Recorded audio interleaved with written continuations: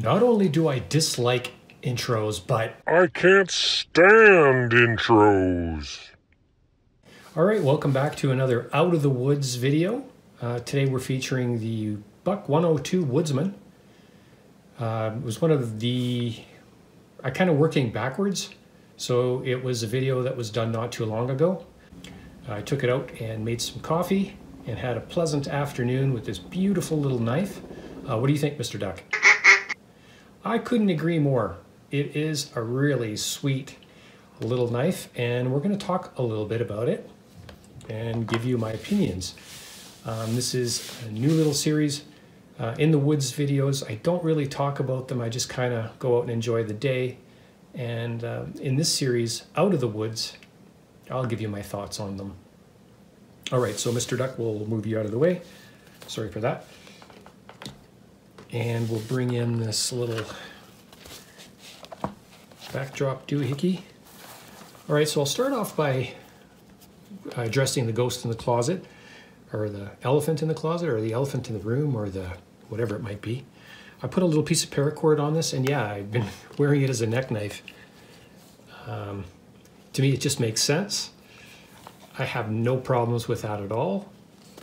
As a matter of fact, I'd like to modify this pouch if I had a second one where this big loop wasn't here. There's probably a couple of little things I could do to sweeten this pouch for more of a neck carry. But anyway, I'm not going to untie this for this video, so you just kind of have to play along with me.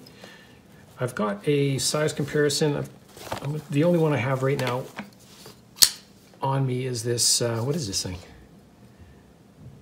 It's the 04, let's do this together because I can't really, oh, there it is, the 0452 CF. It happens to be what I'm carrying today. I don't know if this is a good size example, but there you go.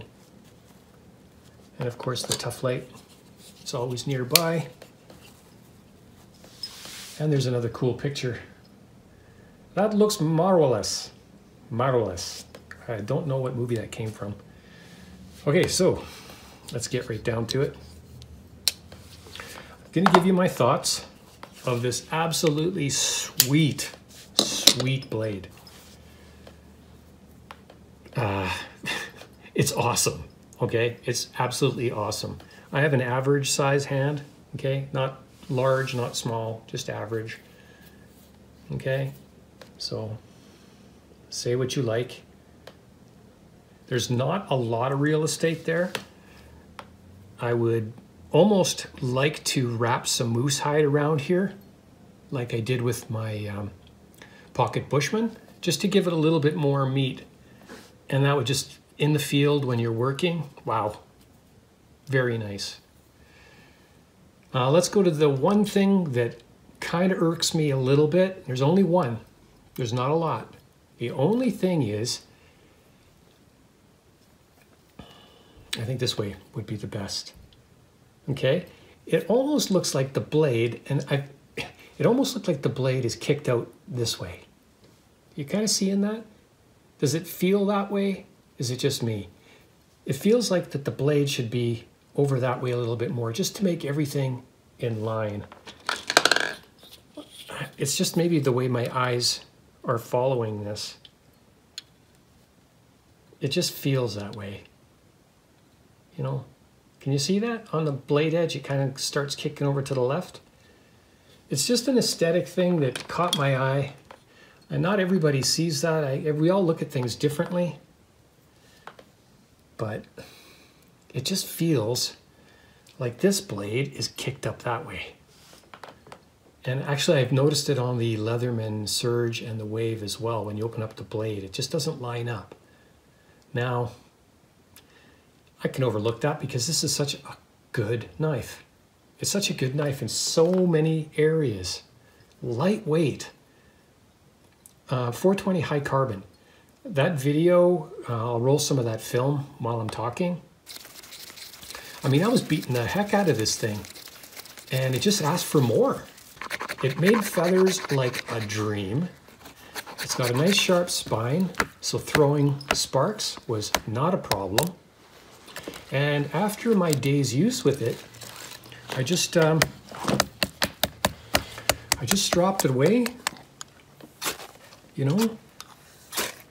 I stropped for maybe, I don't know, 15 minutes, just kind of hanging around.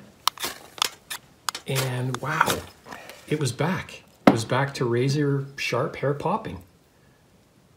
So I haven't done anything to it since that video. Is this a knife that could be daily carried? Heck yeah. It's not very big. The pouch, like I said, is just amazing. The build quality of this is awesome. Now I do have the 120, which is a really, really big one. It's the huge version of this. It's even bigger than the 119. And I've had that since 1979, 1980. And again, that pouch has held up this whole time. So I have nothing but good things to say about the pouch and this knife.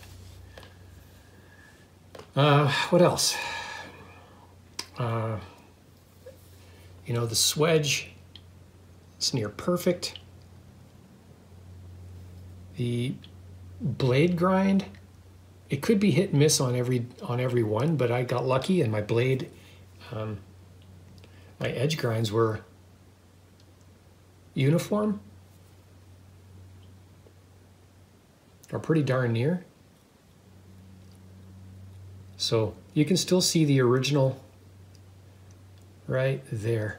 So those are the original grind lines from Buck, and everything else is a little bit more polished, just coming from stropping, just a lot of stropping. So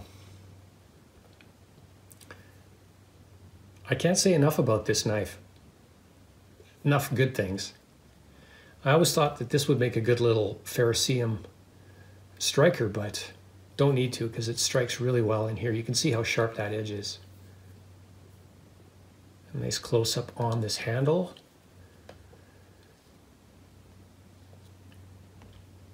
Well worth it, in my opinion. Great knife. That's the Buck 102. I'll put that up there just to give you a little bit of a size comparison. And we'll bring in Mr. Duck.